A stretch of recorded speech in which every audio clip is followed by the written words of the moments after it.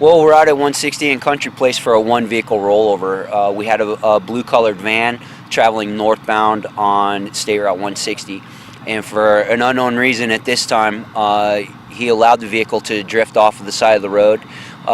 It was a male driver. He attempted to turn back onto the roadway and actually overcorrected.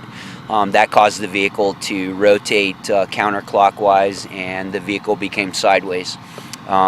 As it was traveling sideways through the dirt, the tires actually dug into the ground, which we call as a furrow in, and that's the tripping mechanism for the vehicle, and that created the vehicle to roll over.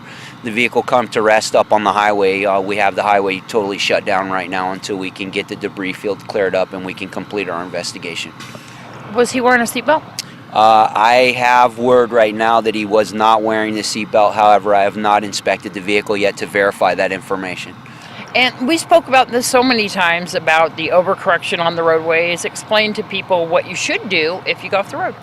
Yeah, the thing that you should do if you go off of the road is to not do any hard, immediate steering. You should just let the vehicle go forward, take your foot off the accelerator. Don't apply heavy brakes, but apply very light brakes until you can maintain control of the vehicle, and then slowly turn back onto the roadway. And that will keep basically the plane of the vehicle from turning sideways and shifting the weights. Of course, wear your seatbelt. And of course, yes, everyone needs to wear their seatbelt. Now, you guys are out here doing the investigation. You won't know for quite some time as to if he was wearing a seatbelt or what's going to be happening as far as the consequence, or if you're going to be giving a ticket or... Right. This gentleman will, at the very least, receive a citation for failing to maintain his travel lane on the highway.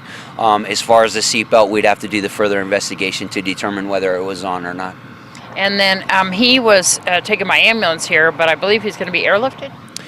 That I'm not sure. The preliminary report I have from the medics is he has some external damage, but they're not sure what's going on inside, so that's why he's going to the hospital to get the x-rays or a CAT scan, depending on what the doctor wants to do, and then they'll determine from that point whether he needs to be flown into Las Vegas or not. He does have a little bit of head trauma from rolling over. Memorial Day weekend's coming up. Some advice? It is. The best advice I can give is if you're going to drink, please stay home. Don't drive or call a taxi or a friend to come get you.